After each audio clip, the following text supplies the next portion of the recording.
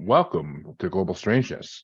We are back once again, and we are missing one third of our party here, but we will continue on and we just hope everything's okay with Debra, and we'll find out what happened later on. But I, of course, am Jeremy, and I'm as always, joined by Scott, my co-host. And this week was my pick for topic, and I chose to go with Asian cryptids, which honestly we might have to do like multiple parts of this one because I found a huge list that I couldn't even begin to dive into all the ones I wanted to. So I will. We have a bunch today, but we might have to do a part two down the road a little bit. We'll see. Yeah, no, I with the Asian cryptids, like there's a lot of yokai and stuff. With the actual cryptids that there was like hardcore information on, I didn't want to go anymore. So my last one is just a straight yokai. So it's hard when you can't read the language, right? Like we only have third-hand experiences of what we researched. So Exactly. I mean, that's basically what it is we only know what we're being told by people. So yeah. But I will say that Asian cryptids always fascinated me, and that's why I chose them, because they hold a certain gravitas to them that like American cryptids don't. I mean, American cryptids are basically cut and dry compared to the amount of cryptids there are in Asia and other countries where they have more beliefs based on their origins. That's what I did notice. Like you said, American cryptids, we can go back to the Native Americans, but like those are their stories. A lot of these cryptids are actually built into their like culture and even religion. So it was kind of interesting. Yeah, it's always interesting to talk about Asian cryptids, and I always love hearing about them on podcasts. So I figured we should do an episode on them. But you want to do yours first, or you want to do mine first? How about I'll do one, you do one, and we swap off. Sounds good to me. Okay. So did you get any interviews for this one or no? No, I didn't. I wouldn't even know what to ask. I know. I was gonna say I wouldn't even know what you would ask people about for this one. So have you ever heard of an Asian cryptid? Okay, let's my first one is the Kappa. So let me get share screen going. Which it's funny because I wanted to do one on water monkeys, but I couldn't because the Kappa is technically considered a water monkey. Oh, you know what? Before I get into mine, I took my son out duck hunting today, and this was the first animal he's ever hunted. Got his little coot there. It wasn't a duck, but there's the coot. And then... And did you say it tasted like steak? It did, yeah. That's it. We got a nugget each.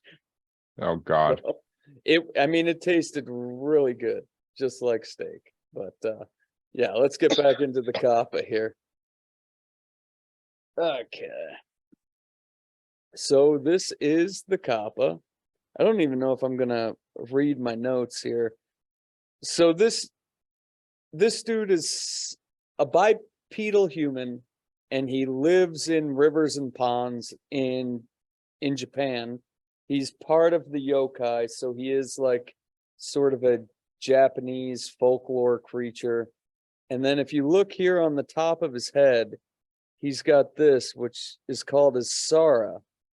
And that has to stay filled with the river water or the pond water where he lives. Otherwise, he will die. And then he's sort of got a turtle shell in the back there, webbed feet. Doesn't really show it too well in this picture, but this dude's pretty weird. Like like we were talking about earlier, they do hold these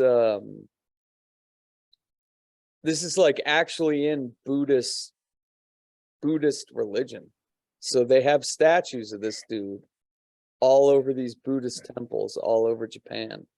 And yeah, I'm trying to think of the first place I heard about a Kappa, because I've known it for a while, but I forget what It So was in some TV show. he's supposed to be the size of a child. So like think of an 8 to 10-year-old child. Those are them full grown. They are as strong as a full grown man though. And then they're extremely polite. So if you ever see one of these and you give him a deep bow, he is going to give you a deep bow too. And that's actually a way you can trick him to get rid of his little water pouch on his head there. But I mean, he likes everything. Cucumbers are actually his favorite meal. And he actually has a sushi roll named after him. Kappa Yes, he does. sushi. Yes, he does. I will say that. And then but he does eat he eats human flesh. So he likes to Oh, drink the blood and eat the liver of humans. So was he this Hannibal Lecter? yeah, well apparently like I said, the looking this up, the information's all over the place. One place says that he has 3 buttholes and he really likes passing gas, like farting in front of people. So he'll do this mischievous stuff, like he'll fart in front of you, or he'll sit under a bridge and look up a lady's kimono. But then he gets into some crazy shit where he'll actually rape and eat and murder people. So if you challenge him to a duel, he has to challenge you back. He's like super uptight about rules on shit. But the most interesting thing about this dude is he will try to pull your shit. I don't even want to look that up. But apparently our soul is in a ball in our anus. And this guy, when you're shitting over a river, he'll wait and then he'll rip your soul out of your asshole. And that's like his favorite thing to do. So but sounds like a lot of my exes, but yeah. that is the kappa of Japan. I can't remember what there was some children's cartoon I remember watching as a kid and it had a kappa in it. I can't remember the life of me what the hell it was, but Well, I know and I there can't are 3 Pokemon that are based off of the kappa. They've kind of well, dulled them down and stuff, but also yeah, I think squirrel's technically a kappa, but yeah, there's my kappa. well, Which if you want to get the picture of the Bodymon up, okay, Bodymon. So I labeled yours to what I thought they looked like. What is the Bodymon is that what is it kind of like? humanoid, very humanoid. Okay, I've got backward foot. There you go. There you go. Okay, There you go. cool. There you go. Let me share the screen here. Okay, backward foot. Yes, that is the Bodymon, which are humanoids with backwards feet. And despite this, they still were apparently able to run at great speeds, which would be awesome in a music video because you wouldn't tell which way they're running. It'd be the real Running Man. But they lived alongside wild animals and were vicious themselves. Attempts at capturing them failed because they were so savage. They are said to be found in a valley of Mount Imus, a place now called the Himalayan Mountains. Folklore says that they breathed in air only of their own valley because the air was of special quality. It made them impossible to breathe any other type of air, and they were unable to leave the valley. Sounds very suspicious for a cryptid to be able to live in one area only, but they were first described by Pliny the Elder in his book Natural History, Volume 7, number 11. And he considered them to be native to India. A similar story was told by Aulus Gellius in Attic Nights. And of course, they were featured in Fantastic Beasts and Where to Find Them, and in Harry Potter. Where was that? Like I've seen these dudes on maps. I don't remember which Fantastic Beasts. I can't remember. They were only mentioned in passing. They never were like shown, but they were mentioned they were mentioned like in passing, like one of the races they mentioned or something. But okay, and they were mentioned in Harry Potter too, like I think in history classes. But he looks like Jesus. Kind of. I Naked mean, Jesus with backwards feet. there was another picture I wanted to get to, but this one was just the best one. The other one is more like a child with the same thing going on. But yeah, backward feet, man. I mean, it seems like something Dr. Seuss would write, but it works. So that's my first Asian cryptid. I guess you can call it cryptid because it's unexplained, but I don't know. It may have just been humans with disfigurement. I've seen these on ancient maps to the Americas, so it's a pretty, which is weird, right? Because it's an Asian cryptid. I guess Yeah. it probably had some lore in South America too. Without Debra here, do you want to do like, you got 5, I got 3. You want to do 2 now, and then we'll both do 1, and then you can do 2 at the end? Sure. Okay. You want to bring, well, show me your list and I'll tell you which one to bring up because I'm not Okay. sure what you called it. Let me get can you still see my screen, or did I stop? No, that? you closed it out. Let's technical difficulties here, people. Okay, so we got J Wolf Oh, croc. collage. Bring up the croc. Okay. Oh, Above. there we go. So this lovely specimen is called the crocodile frog, and it's a 3-meter or 9-foot long animal resembling a crocodile frog hybrid. It has a head like a crocodile atop a slimy amphibian body. It has no tail but possesses strong and relatively long hind legs. It's covered in brown scales with black spots. It was known around native villages in the area it lives in, and people there claim to see it many times. Czechoslovakian biologist, traveler, and writer Jaroslav Maris had learned about this creature from the Selux tribe on an expedition in Borneo during 1976 to 1985. He wrote about his own sighting with the crocodile frog in 1995 in his book, A Detective in the Animal Kingdom. According to his account, he and the guys he was with saw the crocodile frog eating wild pigs. He observed the creature for some time before it came towards him. Another account was told in 2002 in the Czech book, The Hunt for Water Monsters by Wojciech Slama. And he hypothesized that the crocodile frog may be a surviving species of the Mastonsaurus genus, prehistoric amphibious animals. A more likely hypothesis, also told by the same person, is that it may have been a crocodile born without its tail. By some miracle, a tailless crocodile may have overcome this challenge and specialized in hunting land animals rather than fish. So this guy's got a tail. That's a stunted tail though. That's like cutting a dog's tail off. I get it. Not as big as a crocodile's. Oh God, no. I mean, crocodile Like a beats you with its dingo's. tail. A crocodile beats you with its tail, and you're knocked out. Okay, let me pull up my. Just ask Donkey Kong. Just ask Donkey Kong about that. Okay, now we're getting. So we are moving away from the lush, beautiful area of Japan, and we are going to the Gobi Desert. So the Gobi Desert is best known. It's actually the second best place in the world to find dinosaur fossils. It also has snow leopards, and it's the only place with 2 humped camels. So the story of the death worm date back a super long time, all the way back to the nomadic tribes of the Gobi. It was first introduced to the Western world by a paleontologist named Roy Andrews in 1926.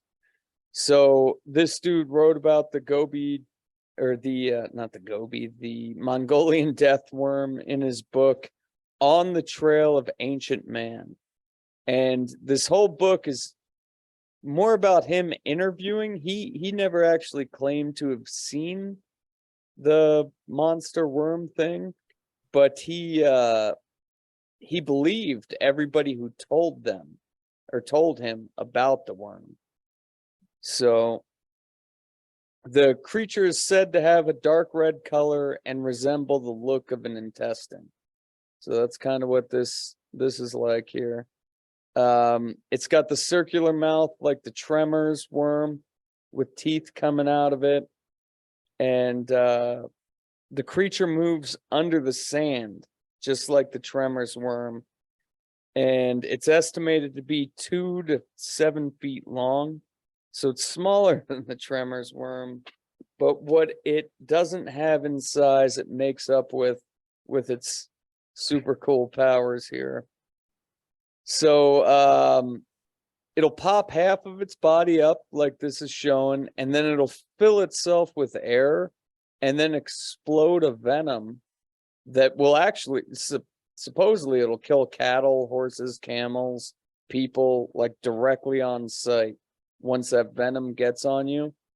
But then it can also electrocute you through the sand, like sort of like an electric eel.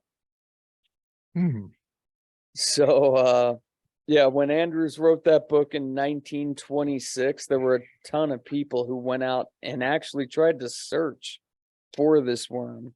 Ivan Makarely led 2 groups to the Gobi Desert in search, one in 1990 and one in 92.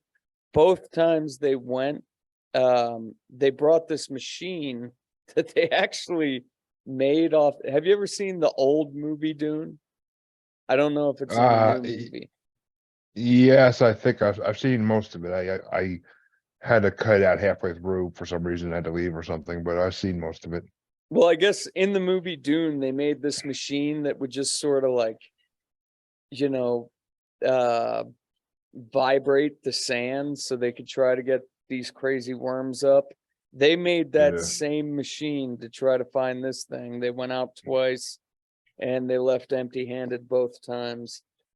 And then in 2005, Richard Freeman would set on a journey that would end up leaving him to believe that the death worm was just a misidentified legless lizard that the local culture had basically attached some apocryphal nonsense with.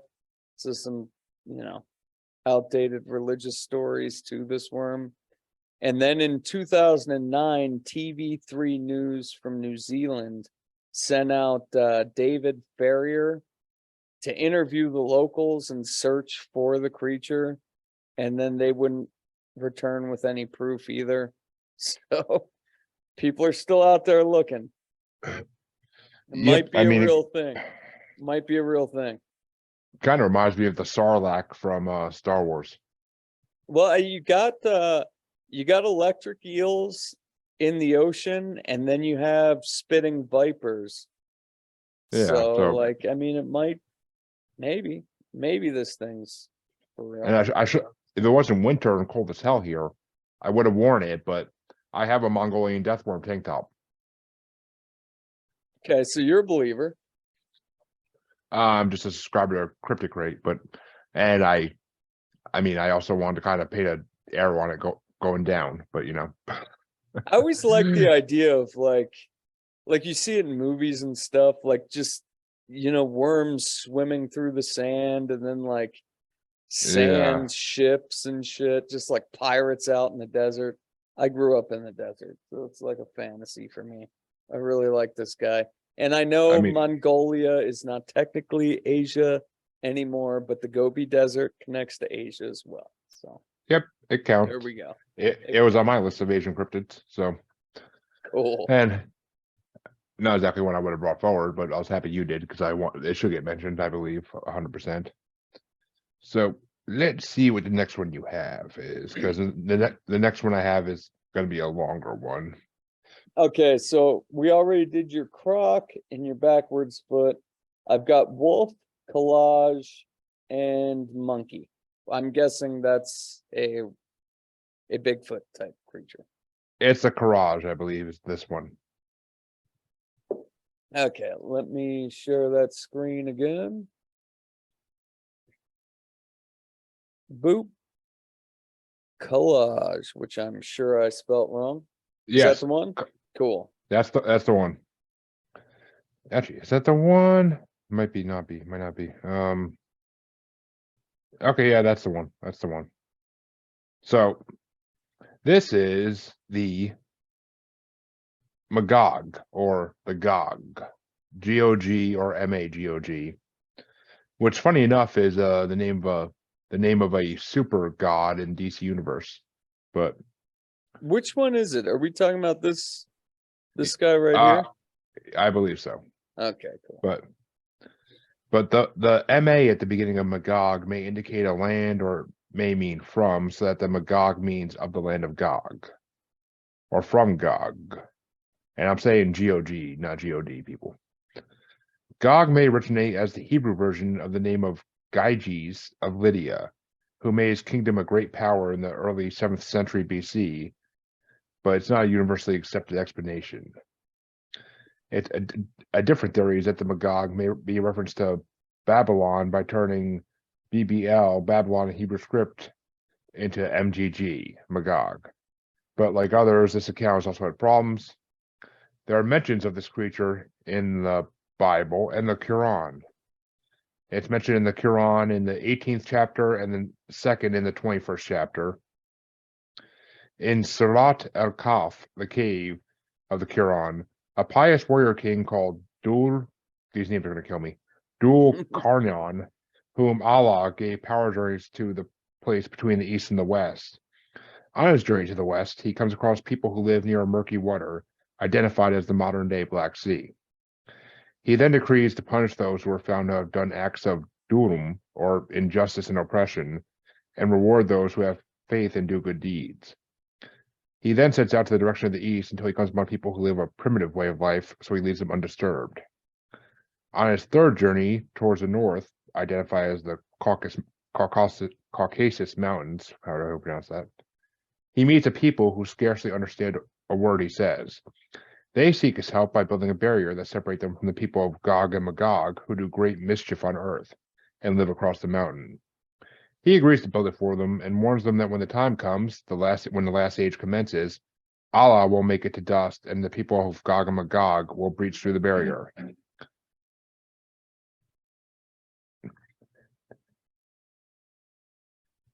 And it goes on from there in the Quran, but the Solomon Islands also had this cryptid though as well, for those who don't know, the Solomon Islands are an island chain east of Papua New Guinea that is comprised of nearly 1,000 individual islands. That's your fisher paradise, isn't it, Scott? Oh, I would love to go to Papua New Guinea. They chew that beetle nut instead of dip. I'd love to try that. But these islands experienced some of the fiercest fighting in World War II and are most famous for the bloody Battle of Guadalcanal. Really? Yep. Japanese soldiers had more to contend with than Allied soldiers in the Solomon Islands, though. While traversing the island's numerous remote, thick rainforests, the soldiers often reported coming across giant hairy hominids ranging from 10 to 15 feet in height. In many instances, they were not fleeting glimpses of either, as some units reported the giants as being quite aggressive and even attacking on occasion. Indeed, the Solomon Islands have a long history of mysterious giants, and the local people are well aware of them. There is a rich tradition of folklore, as well as sightings and footprint evidence of giant hairy hominids on the island that have continued right up to the present day. They're said to be covered in long brown to reddish brown hair, with prominent brows, flat noses, and wide mouths. There's a book that's a good resource for these called The Solomon Island Mysteries by Marius Boyryan. So. Is that the end of him? Yeah, I mean, there's also, and apparently he was also sighted during the Trojan-British War of 54 to 55 BC. Gomagog, or Gog-Magog, was a legendary giant in British folklore. Apparently, he was a giant inhabitant of Albion and was thrown off a cliff during a wrestling match with Quirinius, who was a companion of Bruce of Troy. Basically, he was one of a few giants that lived around that time in Rome, British area. And Where did he reside in Asia? well, it's in the Quran, so I imagine near the Black Sea and the Caucasus Mountains. So, Well, the Quran, that uh, would be like India. well, I mean, India is technically Asia. You said we were holding India for a separate. I did, but this one is just a worldwide cryptid to begin with. So, Okay. I mean, the Solomon Islands are technically not India; they're still part of Asia, though. Okay. That's it for this dude? That's it for this dude. And if you want, I could do a second one now too before you go into your third and final, because the last one I have is very long. Okay, So which one? the wolf. The wolf. Okay, let me share some screenage. Sharing that screen. Yes. This is a creature from Philippine mythology called the Segben. It's a flesh-eating creature that can kill by a mere touch of its tongue. Except for the large round ears, it has an ambiguous appearance. People have problems identifying at which end is the head and which one is the tail, as they can run fast either forwards or backwards. It attacks its victims by jumping on them, and once it licks them, or at the touch of their tongues on the victim's skin, the victims die and the segment proceeds to eat them. People hear the ears of the segment flapping as they approach. As a preparation, they carry spices and sharp knives, which keep the segments off. And that's all I could find in this one, but I just thought it looked fascinating. Is a pretty cool picture. And I mean, the idea of a tongue that could kill you by touching you, that kind of made me laugh. And then if we look really close on this picture,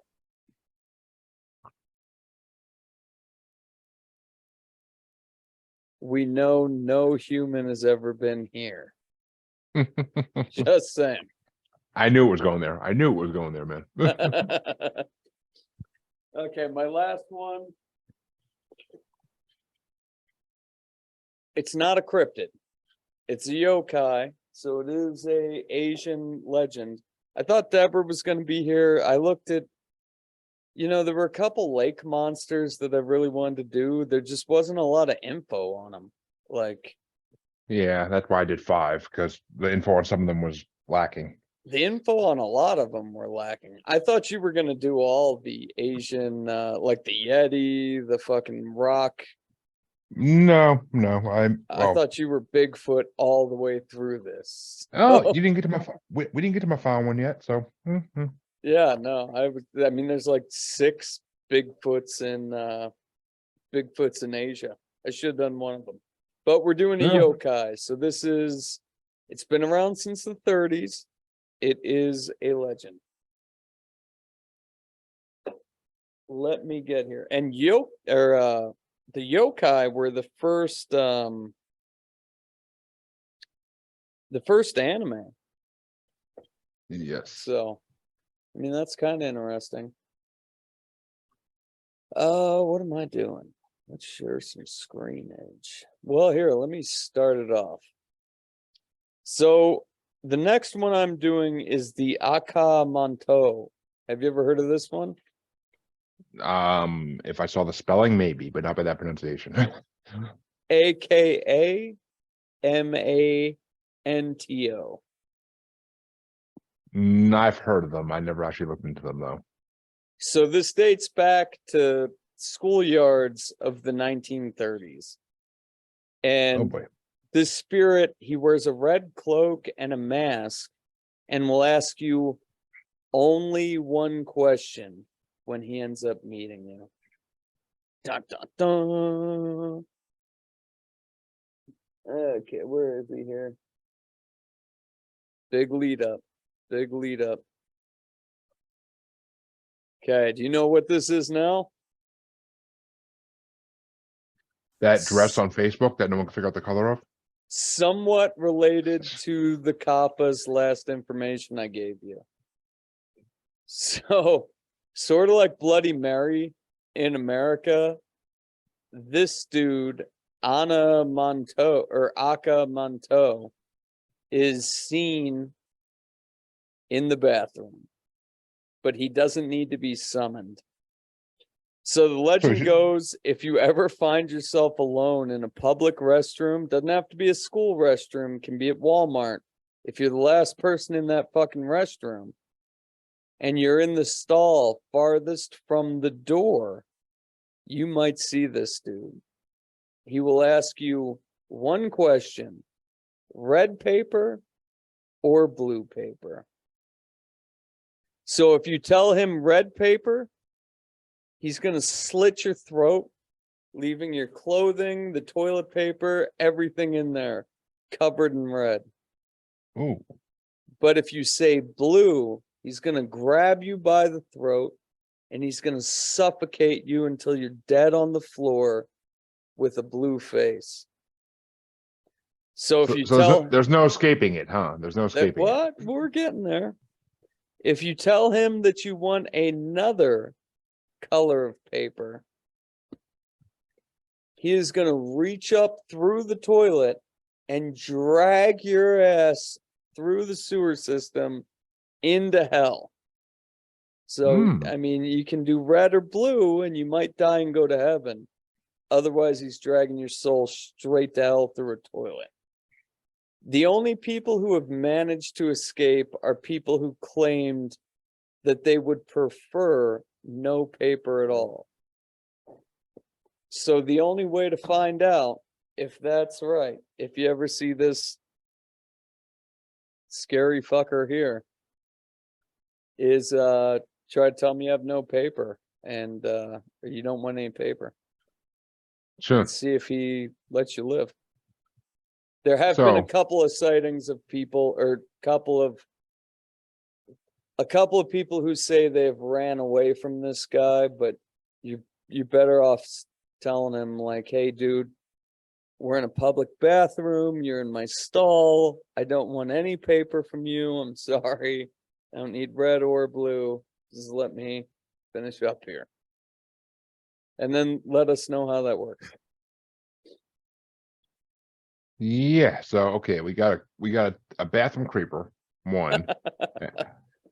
Two, the last stall is usually the stall I like because it's the handicap stall and I like room, I'm a big guy. And three, he's an environmental nut because if you say you don't want paper, you're not wasting any trees and he'll leave you alone. So yeah, an environmentalist creeper. Just don't tell him you want another color. Don't tell him you want polka dot colored paper, because he'll rip you, sort of like the Kappa bar, or the Kappa comes and rips your soul out of your butthole. I wish I remembered what the name of that thing was. Your soul in your butthole. There's supposed to be a little ball there. But this dude's gonna rip your soul out through your asshole, drag it through a public restroom toilet, and bring it into hell. So, well, just tell me you don't want any paper. See, this is annoying the crap out of me because I know I saw the cap and something when I was a kid, because that whole water in the head thing was how they beat it. Yeah. They knocked it over and the water left its head so it couldn't move. Well, that's typically how they would beat the Kappa. But if a Kappa did approach you and you challenged him, you could challenge him on land. So you would have the upper hand there. But if he challenged you in the water, you're fucked. Well, or if you were just taking a shit and he ripped your soul out of your butthole. I mean, you challenge him on land. You challenge him on land, then you have the high ground. That's right. Got through the Star Wars reference. Of a kid. All right. Well, let's go to the monkey. I think it's what you called it. Okay, Bigfoot coming. Not exactly a Bigfoot.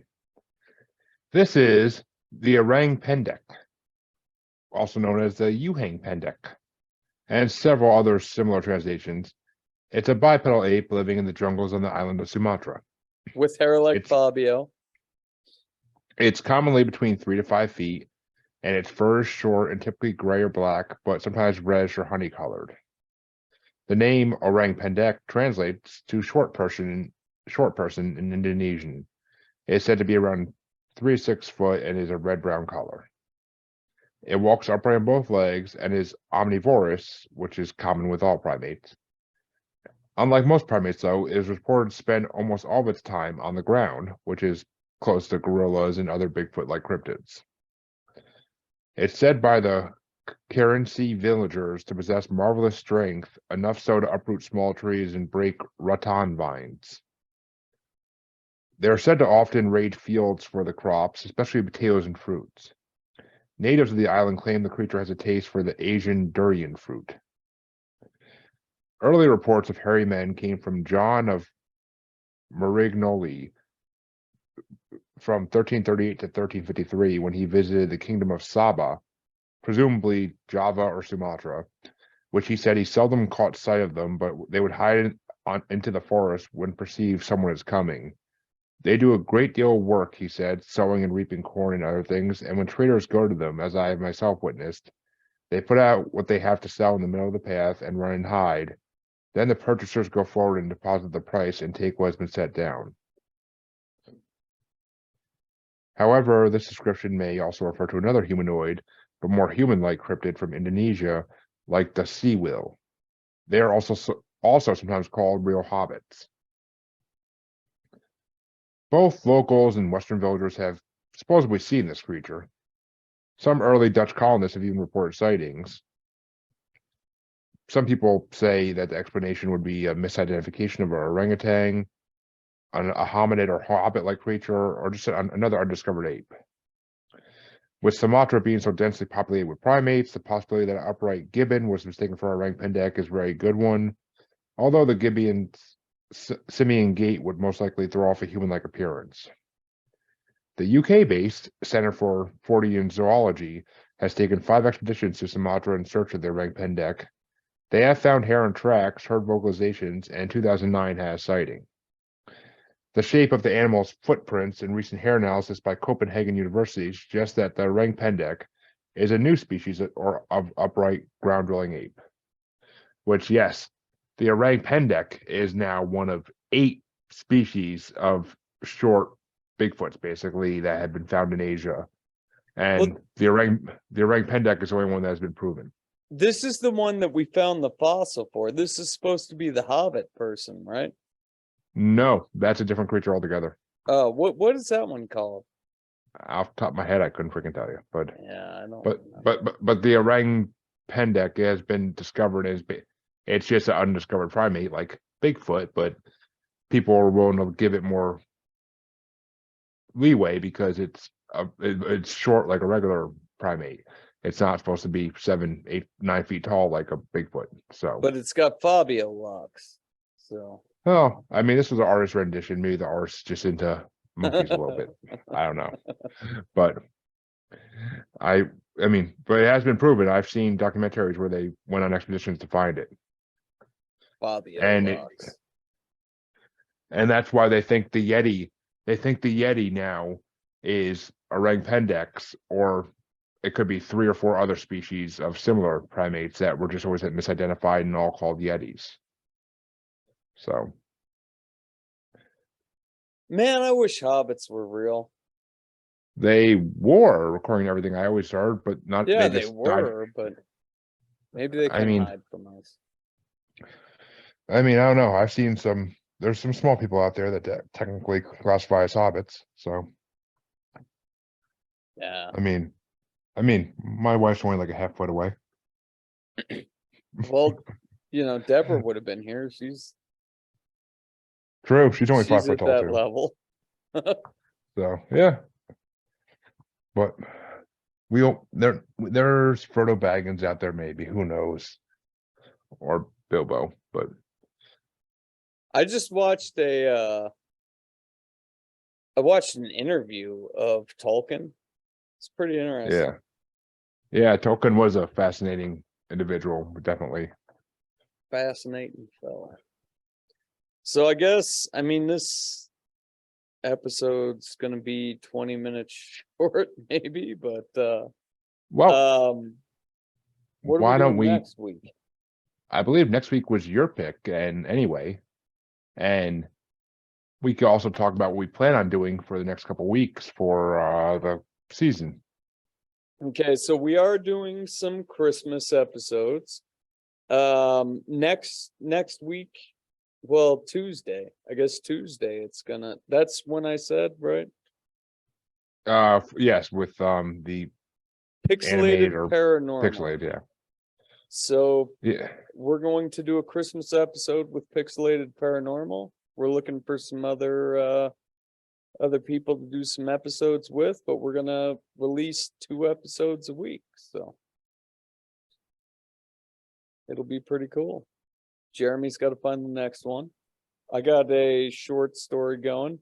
Jeremy, tell him about the person you've got going on your podcast that might come to ours. Yes, I am gonna have Rissa Miller on my podcast, and she is a expert in all things Christmas related as far as cryptids go, including the history behind it, all the monsters behind it, some of the songs behind it, and some of the classic Victorian Christmas ghost stories behind it. So I am going to be talking to her, interviewing her tomorrow night for my show about some of these aspects. I think we're going to focus on the monsters more than most, but other stuff. But we can also get to some of the other stuff in my show, and we will also. I'm going to try to get her to come on Global Strangeness to talk about what we don't talk about on my show. So, But if she doesn't, just leave the link in the description of this video and then send it to me. I'll put it on all the other videos. yeah, of course. Yeah. So, and then, yeah, I'd like to listen to her. Yeah, she seems very knowledgeable, and I am looking forward to working with her. But that'll be Tonight, tomorrow night. tonight is actually, oh, nope, tomorrow. Tomorrow night, Krampus Knock. Get out there, whip some teenagers. Oh, so I'm actually going to be talking to her on Krampus I'm actually going to be Knock. talking. Oh, I love that. It's even better. And I will be interviewing her tomorrow at 7:00 live on Parapost Network and Oh on my shit, there's Debra. Should we let her come on? Let's see what she says. Tomorrow Yeah. is St. Nicholas night, or St. Nicholas Day, and then Krampus Knock is sometimes it's on the 6th, but Krampus Knock is supposed to be on St. Nicholas Day night. So we're seeing Yeah. what Deborah's saying right now. Maybe she's got some kill this last 20 minutes. I'm thinking we do lake monsters. Ooh, that sounds interesting. 3 each. Oh, all right. There's plenty out there, so that's not an issue. When I was looking for this, I ended up finding lake monsters around me when I was looking for fishing sites. So, but yeah, Deborah is Typing a writing paragraph, something. apparently. Or she's watching and she's like, you guys are waiting on me? Do do do do do do do. That's literally what was going off in my head. Do do do do do do do do. I'm gonna give this like 3 minutes. Maybe Deborah can come in, do her shit real quick.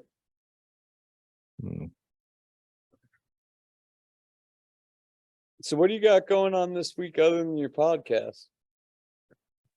Work. I am going to Maine for 2 nights, 3 days for work. So yay.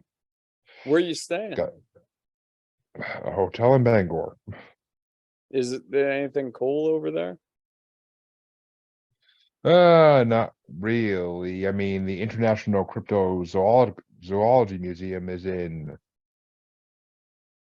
Portland, but that's a good hour and a half drive from Bangor, I'm pretty sure. So, Well, come on, but dude. Like, go stop by, do a recording, you can show it on the show. I got pictures there actually. I could post on the page. I've been there. I went there on vacation with the wife and kids like 2 or 3 years ago. I have a lifetime membership to the association there, so I can get it for free anytime I want. But Okay. Deborah's coming on. is she though? Yes, she is. It's happening. Blame it on the ice. Ice, ice, baby. You lucky ducks are gonna get 3 new Asian cryptids. But next week, Maybe. you try to do the lake monsters close to your house. I got I one. will. I got one I- right next. I'm like, that's the next spot I'm going fishing. So, Oh, she's coming on. So okay, here she is. 2 seconds. 1,000. 2 1,000. I guess Debra lied.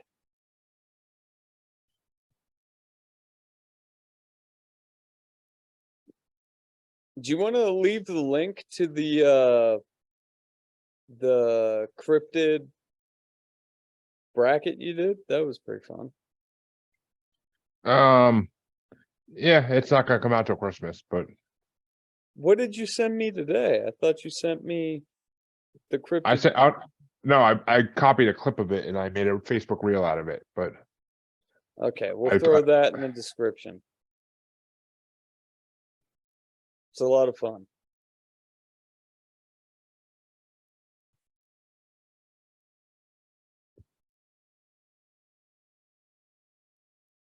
Podcasting quiet time.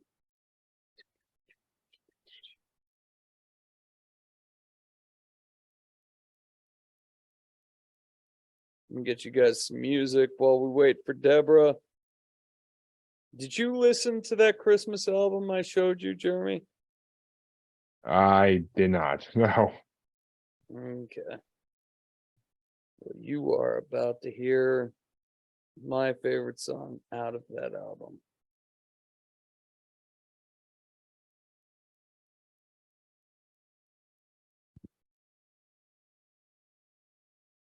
I think I tried this on our first episode.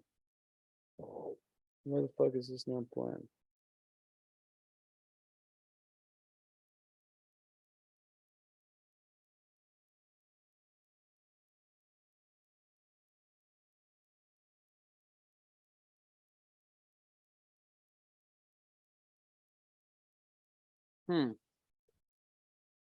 Debra's coming on, fellers.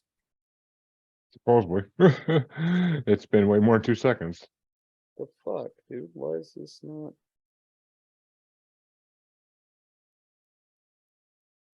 Okay, let me retype this in. You guys are gonna hear the best Christmas song until Debra comes on that you have ever heard.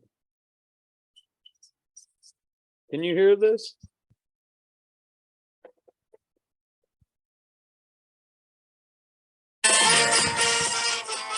Yeah.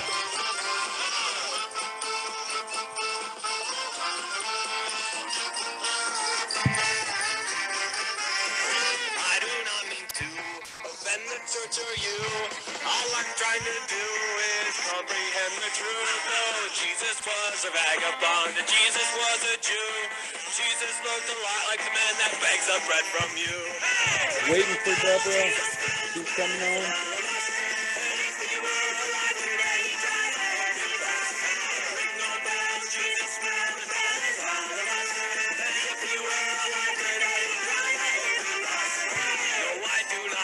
Jesus Christ in any way.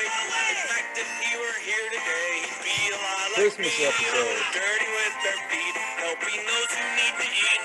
Standing up for homeless rights, an enemy of the state. Ring the bell, Jesus bells, bells on the Find out what Debra is. Debra, listen. Ring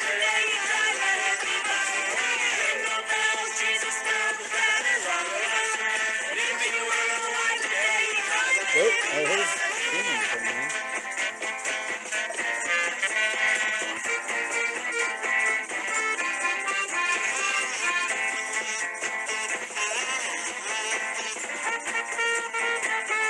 Our religious enemies are the church and the There police. she Oh, is. there she is. Prophets for our souls, Okay, freedom, come prophets with for this you and music. me. You saved us from Christmas music. Thank God, Deborah. Hey, that was Gringo Bells. Aw. Guys, I need a Christmas drink. Oh my god. I'm sure. Okay. I'm alive. Hallelujah. That was really scary. I hate driving at night anyways. Well, the stage is yours. The stage, like, I don't even know what you guys talked about, and I don't have everything all written out. What I wanted to talk about, did you guys talk about sky serpents? No. I was going to, but that's not one of the ones I picked. I was gonna do that one, but I didn't. Like, there wasn't enough information about it. Yeah, and there isn't a lot. Like, I don't even have my notes like written out or anything because I thought I had so much time today and got on the QE2 and it was like I was going slow and there was accidents everywhere. So I was like creeping along, almost crying. So anyways. So sky serpents. Do you want me just to jump in now or whatever? We're done. We did all our It's cryptids you. like 10 minutes ago, so it's all Okay. you. Okay. Well, sky serpents are sometimes referred to as sky snakes. They're long snake-like creatures that appear to drift or slither through the air. And they're different than dragons because they don't have wings, although that's another cryptid, right? But they unleash fire, well, rumored to unleash fire and lightning. And they get spotted in China predominantly, but they have been spotted in other parts of the world because they actually can fly. So I just thought that was kind of cool. And there is a picture. I was going to send you a picture, Scott. It's really, it looks like a ribbon. And so it's much different than like a lightning or like a weather formation kind of thing. So, and it doesn't look like a cloud formation. Like it really does look like a serpent. So it's kind of cool. And then oh, go ahead. No, go ahead. Go ahead. No, jump in because I don't have a whole lot. I'm just like, They got those black, is that what that is? That like black serpent things that happen in the sky, or is it? Well, they actually have been seen across the United States over the last few years as well. Like, people see what looks like giant snakes or dragons, even sometimes like Asian dragons, like flying in the sky, and people don't know if it's a ultra terrestrial thing or if it's just something that lives up there that we don't see often, so we don't know it exists, and no one believes the people who see it. So and the picture that I have is it's like kind of pinkish, like an orange, like like clouds, how they look when the sun is really, setting or rising or whatever, like that really kind of bright fiery color, but it looks like just this S formation. It's really unlike any clouds or anything, so that doesn't make sense. So I thought that was kind of cool. And it's like a pretty good photo, so I don't know. And what did you guys talk about urine? I think I'm saying that right. The urine. Nah, what was that? I need to take a urine, but I don't know if I'm saying that right. It's YIREN, urine, or urine, sometimes spelled with an E, and that's another. We didn't talk about it. It's a man monkey, so I thought that was kind of cool because and there's another one, I can't remember the name, a larger one that's kind of their Yeti or Bigfoot, and it's supposed to be related to this, but this is a monkey man. Are you talking about the orang pendek? I think there are like 6 Bigfoots in Asia. 8. You got them. There's the one I was thinking about was Zing Zing, or I don't know, XING, Zing Zing. Is that how you say that? But that's like that's kind of like their Bigfoot. But you're saying that they have a whole bunch of them and they'll have different names? Well, Asia's huge, right? Like you got the Yeti in Vietnam, you got the rock. What do they call the rock ape? The only rock I can think of is ROC, and it's like a bird cryptid. Well, it's like it throws rocks. It was big in Vietnam. I saw like a bunch of different Yetis. I thought you were gonna take those all. So they can be their own special episode in a way, but okay. But I mean, yeah, no, I did the orang pendek because that's the original cryptid proven to exist in Asia. which, as Scott so gently put it, it looks like a monkey with Fabio hair.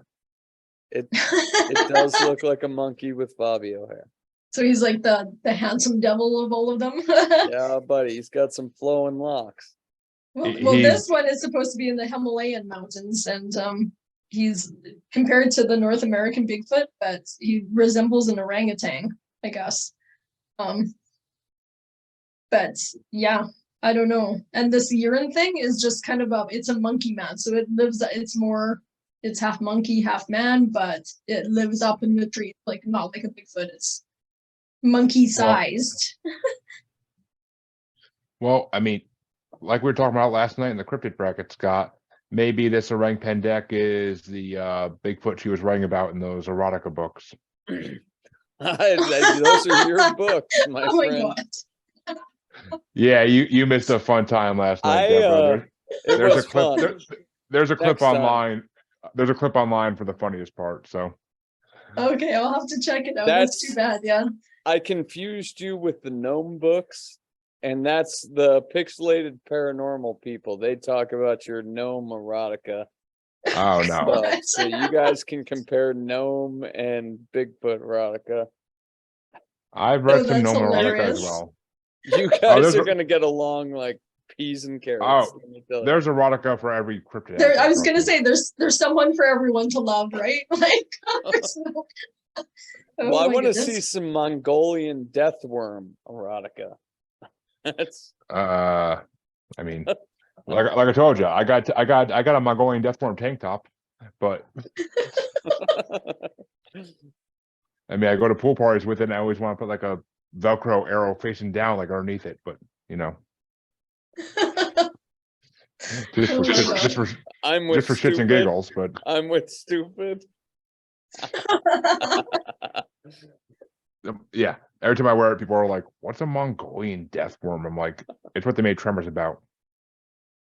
Kinda. They're two Kinda. foot to 7 foot long. Come on. You know, they got the idea from Mongolian deathworms, though. You know. Oh, they did. They did definitely get the idea. They just spruced them up a little. That was such a silly movie, honestly. Oh, Oh, gee, God, crickets. It's a classic, though. The That original's was a a classic. great Yeah. movie. Yes. Yeah, The original. ten- Let's forget the- about the rest of them. Yeah, the 10 sequels that they made over the last 30 years are horrible. But I only thought they made 3. oh no, dude, they just make the last one just came out in like 2016 or 18. Like and the original sheriff from the first one came back for that one. They're hurting for money, huh? I was gonna say I don't think they mustn't have made much because I don't even remember hearing about it. It was a direct to sci-fi movie, I'm pretty sure. Right. Okay, before you go on your third one, Deborah, you got to see my son Yes. got his first hunt. We were going for ducks, but he got a coot. So I saw this on Facebook. What is a coot? Yeah, it's Coot. a water bird. I don't have that. We don't have those. So Yeah, that's It's- most hunters don't like hunting them, I guess. They say they taste fishy. I cooked it up with some eggs. It tasted just like steak. So nice. there's an open bag limit on those. We're gonna go fuck them things up next Sunday. That's like grouse It- here. You can shoot a lot of grouse. They're really actually quite tasty, but I almost bought quail today in the store, but Yeah, that's it was it. cheap. isn't it quail eggs? It's like a delicacy or whatever. Yes, I've heard quail eggs are amazing. I've had them once or twice in my life, but it's been a long time. they're Is it like back then little though, itty or you bitties. don't know? Oh yeah, I got them. I always got them at restaurants or on cruise ships, and like they give you like 5 of them at once because they're so small. But Right. You've been on a cruise? oh, I've been on like 6, 7, 8 cruises when I was growing up. That's what we went to for vacation every year. Oh wow. Man, I've never been on a cruise. My From what I hear, they sister- suck nowadays compared to how they used to be. But yeah, My sister's husband is the drummer for 311, and they have like a 311 cruise every year. Never Uh. been invited. I should- Never been invited. Hint, if anyone's listening. Scott's Yeah, a little. throw away all your 311 albums. That's funny. Okay. Okay, well, my last one was the urine, the little monkey man guy. And he's a cryptid hominid-like creature, alleged to be living in the mountainous and heavily forested regions of Hubei province. And if I'm saying that wrong, I'm very, very sorry. Do you guys know Hubei? Hubei? And he's like again, like Bigfoot, he's described as being notably larger than a human, and he has a thick coat of gray or reddish kind of fur and hair, and he's got like longer hair a little bit on top of his head. Fabio locks. Fabio type, yeah. Fabio locks. And Here, let the me first bring that back scientific up. sighting, according to cryptid forums, was in 1940 by Wang Zelen, who's a biologist educated in Chicago. And he was a part of this group that had stumbled across a recently shot female urine. So yeah, so this picture looks a lot like that, but without as long a hair. So what's this one called? So Is it bowl like- cut. That's the orang pendek. Yeah, they look very similar actually in the picture I'm looking at. So anyways, they were traveling between Jalango City and Nanango Plain, and they found this female urine that had been shot, and it was described as being really similar to the plaster model of a female Chinese Homo erectus, which is a Peking man. So yeah, but it looks similar in the face, that picture you just showed me. But that one is walking on the ground, and this one lives up in the trees like a monkey, like moves around like a monkey. Okay, I got a picture of him right here.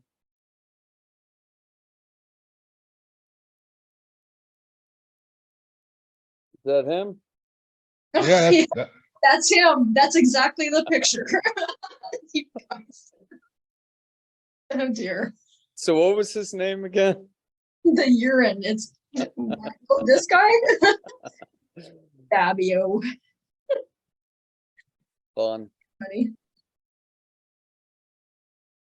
Okay, next week we're doing lake monsters. Okay. yes. So try to get them as close to you as possible. As close to me, like the Alberta lake monsters. Yeah, whatever's close. I mean, BC has the Loch Ness monster, right? Yeah, Or- I have no Or idea. whatever it is. I found one when I was looking for fishing spots, so I'm sure there's more. You found a monster? Yeah, lake monster apparently in Bear Lake, so Oh. Oh, there's lake monsters in pretty much every lake in every state. Like someone's Oh, got a yeah. story of seeing something either when they're usually when they're drunk, but I mean there's something there always. Do you You think, because never we get hallucinate. sturgeon, and sturgeon grow really fucking big, and they Oh, generally stay yeah. really, like in the rivers and stuff, like they're big, and they're kind of long and snaky looking, and I always think that's probably, I would love to catch a sturgeon or an alligator gar. That is the dream right there. an alligator. Other than bull shark. Oh, yeah. Oh, but yeah. I mean, I've heard the gores like taste amazing. Yeah. I don't know. Those things that would be something you want on the end of the rod there, buddy. Can't wait. One day. Well, go catch us a monster and you bring it in live. Like, show us. That's your I sign wish. next week. Lake monsters, yeah. There's a river like I guess 45 or not a river, a lake that's 45 minutes away from us. And one of the like Inquirer type Utah newspapers ran an article that there were bull shark in there. And bull shark can live in fresh water, but I Yeah. guess it was tiger musky. But I like doing all the research. There was actually an alligator that was caught in the not the Jordan River where I'm from, but the other one that feeds Utah Lake. And I guess it was just a pet that somebody let go. Little 3-foot long fucking alligator just chilling in the park or in the river in the summertime. So Well, don't they say like under New York City or whatever in the sewers and stuff? You always hear that there's, alligators think- living down there. it's warm Well- down there. They could live. That is not a joke. There were a lot of pets back in the 70s and 80s. Like there might be. 90s too, but why don't you go ahead and end the live so we're not giving away all our trade secrets for next week. Okay, goodbye, Oh, everybody. Hi and bye. Sorry. That's okay, Debra. I did your introduction this time. Okay, we are going to stop live stream now. Did Next you do it week. as cute as I 2 am, episodes. Uh-huh. I said, did you do it as cute as I do it though, Jeremy? It's just- I mean, I do Jeremy it. was pretty cute when he was oh, I doing got competition. What? You're trying to take my job. it. I do it on enough shows. I don't need to do it on the show. Okay, take it easy, everybody. We're doing 2 episodes this week. Check them both out. Yeah. Yes. Technically.